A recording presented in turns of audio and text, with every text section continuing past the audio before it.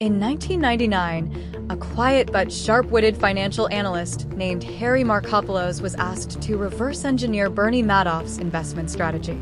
Madoff claimed to deliver steady, high returns every month, the kind of performance that would make even seasoned Wall Street pros raise an eyebrow. Harry didn't just raise an eyebrow. He raised a spreadsheet. Within 5 minutes, he knew something was off. And within 4 hours, he had used math to prove that Madoff's entire operation couldn't possibly be real. The numbers didn't just look suspicious. They looked like someone had drawn a perfect line upward and called it investing. Harry's calculations showed that Madoff's strategy would have required buying more Chicago Board Options Exchange contracts than actually existed. That's like saying you bought every cookie in the store, and then some when the store only had a dozen. It didn't make sense. So Harry did what any responsible financial analyst would do. He reported it to the Securities and Exchange Commission, SEC, the U.S. government agency responsible for regulating financial markets and protecting investors from fraud. Not once, not twice, but 5 separate times in 2000, 2001, 2005, 2007, and April 2008. And each time, the SEC basically acknowledged his letters and then went back to whatever it was doing, probably alphabetizing paperclips.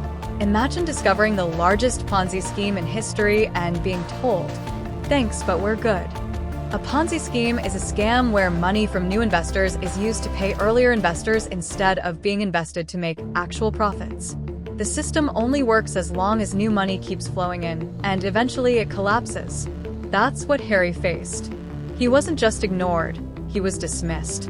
Meanwhile, Madoff was living like royalty, overseeing what appeared to be $65 billion in client account balances, almost all entirely fictitious. In reality, investors had entrusted about $17.5 billion, and trustees have since recovered roughly $14 billion for victims. His statements showed consistent gains, but behind the scenes, there were no trades, just smoke, mirrors, and a whole lot of deception. Harry wasn't just worried about being ignored, he was worried about being silenced. He feared for his safety.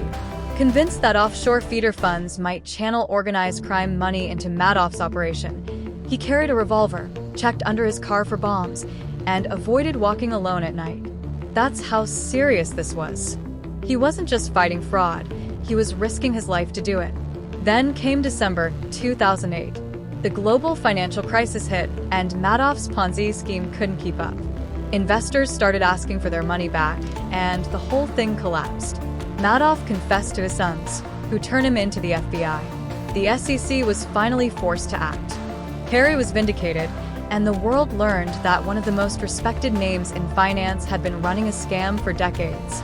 After the dust settled, Harry testified before Congress, calling out the SEC for its failure to act. He helped push for reforms in financial oversight and published a book titled No One Would Listen, a true financial thriller in 2010. The book became a New York Times bestseller, and Harry became a symbol of what it means to stand up for the truth, even when no one wants to hear it. Today, Harry Markopolos is still active in the world of financial fraud investigation. He works with attorneys to uncover scams in healthcare, defense contracting, and other industries. He's still sarcastic, still sharp, and still armed with the one thing that helped him crack the Madoff case, a spreadsheet.